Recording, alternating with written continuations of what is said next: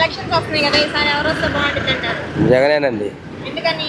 జగన్ అంటే అందరూ బాగా చేస్తున్నారు కాబట్టి. ఇప్పుడు చంద్రబాబు చేస్తానంటున్నాడు కదా, ఇప్పుడు చేసే ఉపయోగం అప్పుడు చేయాలి కానీ. జగన్ గారు చెప్పినవన్నీ చేశారా? చేశారండి. మీకేమన్నా వస్తున్నాయి ఏ పథకాలు? వస్తున్నాయి అందరికి కూడా. మీకేమొస్తున్నాయన్నా? మాకు పింఛన్లు ఇస్తున్నారు, అమ్మఒడి ఇస్తున్నారు, మళ్ళా రేపు మళ్ళీ కొత్తగా పింఛన్లు పెడుతున్నారు, రైతు భరోసా కూడా ఇస్తుండ్రు.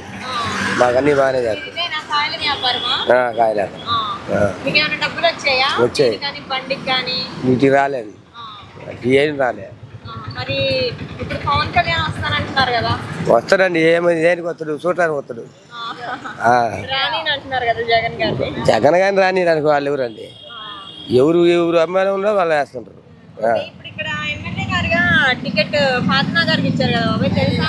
తెలుసా? వస్తారండి. వచ్చారు.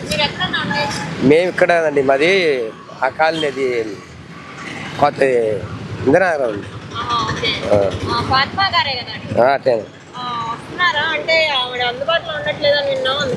అందుబాటులో వస్తున్నదండి ఆమె కూడా. చేస్తున్నాం, గెలిపిస్తాం.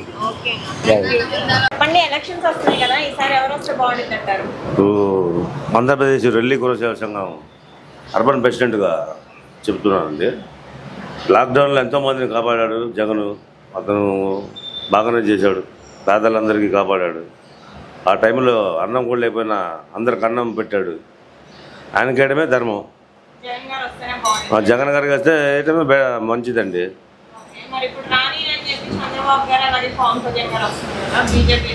ఇప్పుడు వాళ్ళు కొట్టుకోవడమే సరిపోతుంది. నేను వస్తాను, నాకు ఇది అని చెప్పుకోవడం తప్ప జనం కోసం ఎవరు మాట్లాడుతున్నారు? ఎవరు మాట్లాడట్లా. ఇప్పుడు మంచిగా మాట్లాడు, మీరు కొట్టుకోకుండా మేము ఇదండి ఇది చేస్తాం, మీకు ఇది చేస్తానంటూ చెప్తామే తప్ప ఏముంది? లాక్డౌన్లో ఏమన్నా ఇచ్చారా?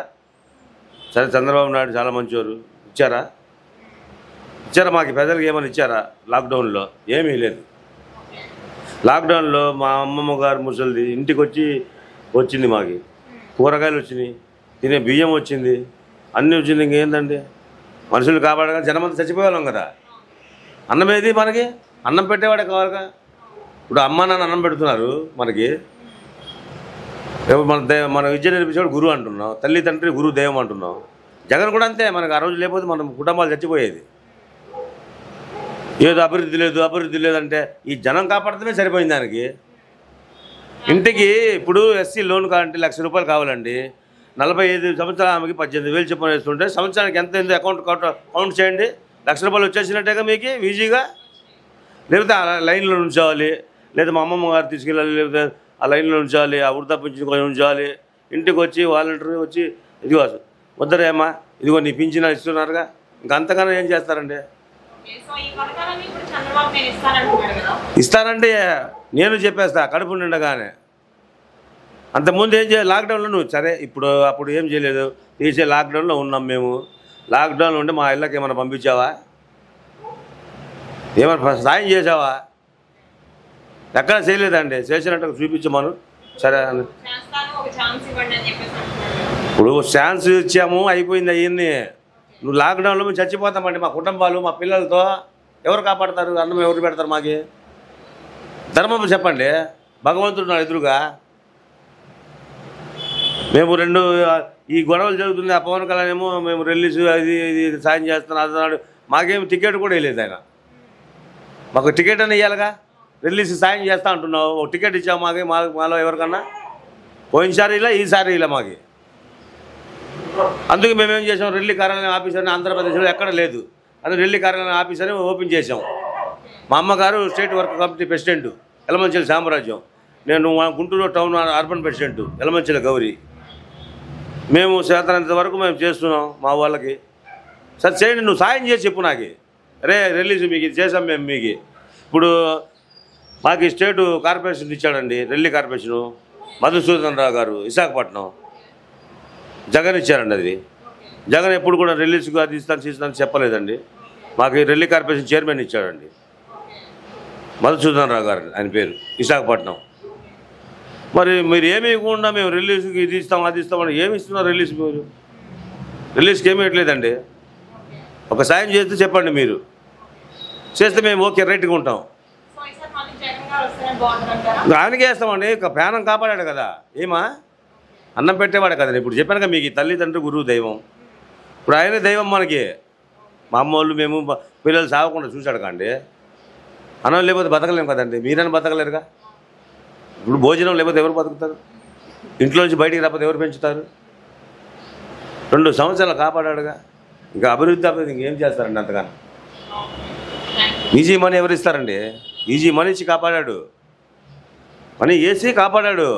ఇంటికి బియ్యం పంపించాడు, కాయగూరలు పంపించాడు. ఏందండి ఇంకా ఏం చేయలేదండి. ఇంకేం చేస్తాం?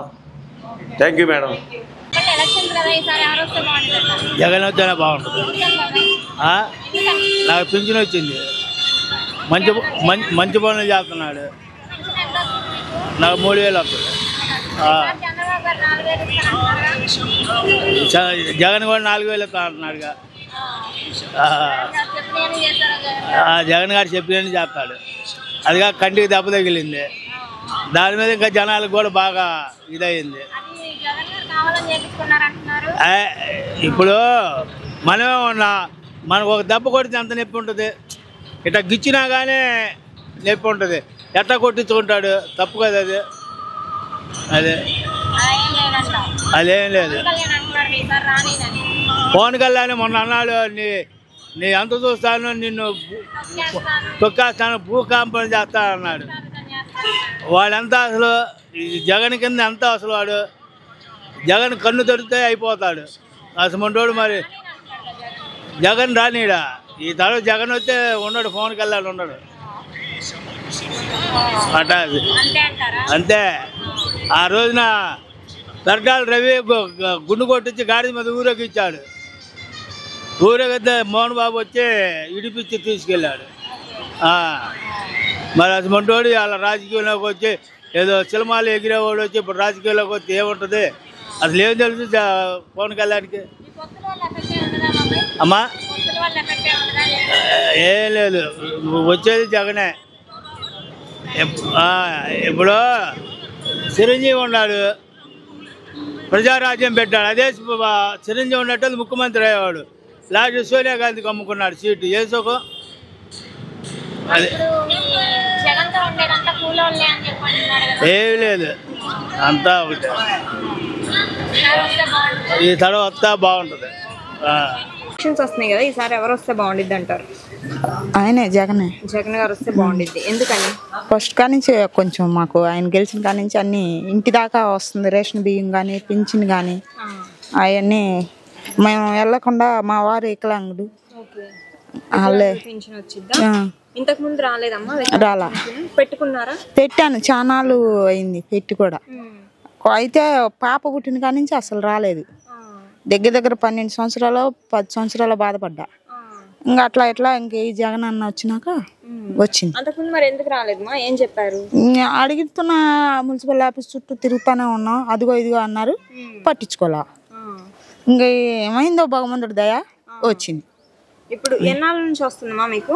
నాక మా ఆయనక ఒక 3 సంవత్సరాలు 4, ఆయన అన్న ఎక్కిన కాడి నుంచి. జగన్ గారు వచ్చిన దగ్గర నుంచి వస్తుంది. ఓకే. సో మరి ప్రభుత్వంలో నీకు ఏమేమి పథకాలు వస్తున్నాయమ్మా? పథకాలు అంటే ఏం రాలేదు మేడం ఇంతటికి. ఓన్లీ పింఛను, రేషన్ కార్డు, బియ్యం, ఇంకా ఏ మాకు వచ్చేది. అమ్మాయి అన్నారు, పాప అమ్మ ఒడి వస్తుందా? రావట్లే. స్కూల్ మానిపించేసాను. ఎందుకని? పాప కంటే ఆర్థిక స్తోమత లేక, చదివించుకునే స్తోమత లేక మానిపించేసి. ఏం చేస్తున్నారు మరి? బట్టల షాప్లోకి వెళ్తుంది. బట్టల షాప్లోకి వస్తుంది.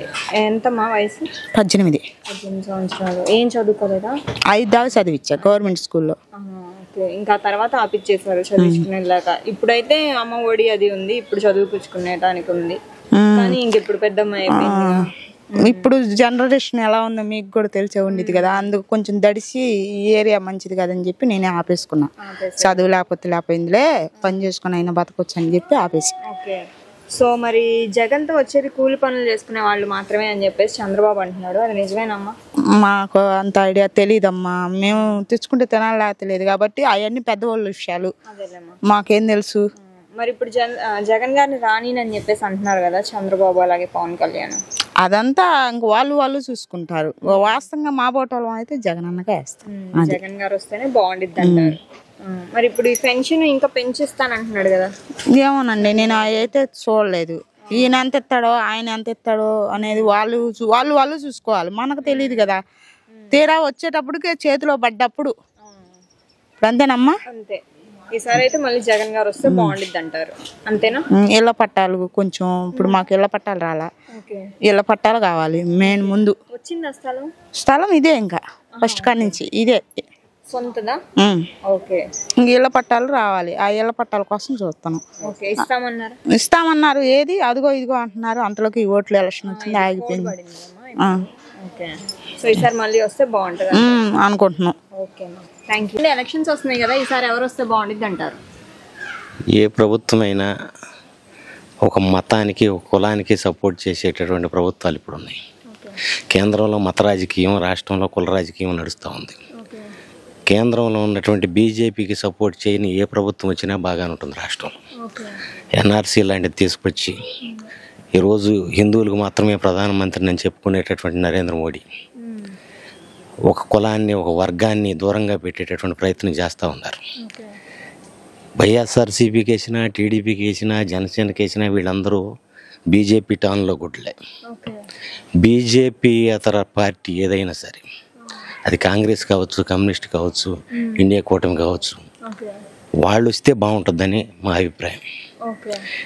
ఈ కాలనీ 350 కుటుంబాలు, 350 కుటుంబాలు కూడా సిపిఎం ఆధ్వర్యంలో వేసుకుని ఈరోజు నివాసం ఉంటాం.